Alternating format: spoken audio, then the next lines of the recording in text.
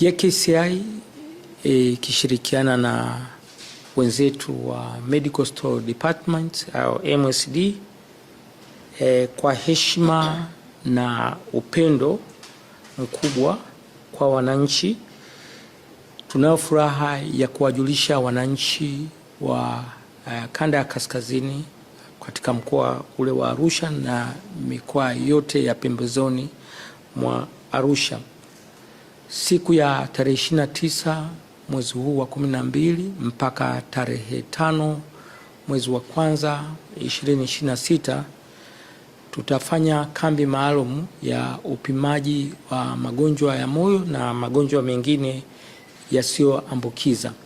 Takwimu tulizokuwa nazo zinaonyesha kwamba karibu 25% ya wagonjwa ambao tunawaona hapa katika taasisi yetu ya moyo Jakaya Kikwete wanatoka katika mikoa ya kaskazini, maana mikoa ya Arusha, Moshi na Manyara.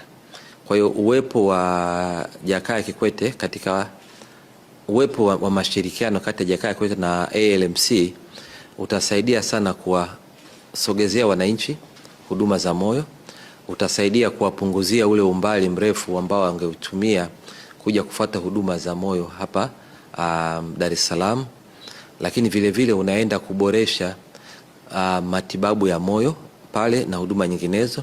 Kwa hiyo bohari ya dawa, na sisi kauli mbiu yetu inasema tumedhamiria kuokoa maisha, wakati wao wanasambaza huo upendo na kusogeza huduma karibu kabisa na wananchi tena bure. Sisi nasi tuko pale kwa ajili ya kuhakikisha wanapata bidhaa za afya ambazo watazihitaji ili kuweza kukamilisha upimaji, lakini pia kukamilisha matibabu ya yale magonjwa ambayo yataweza kuwa yamebainika pale.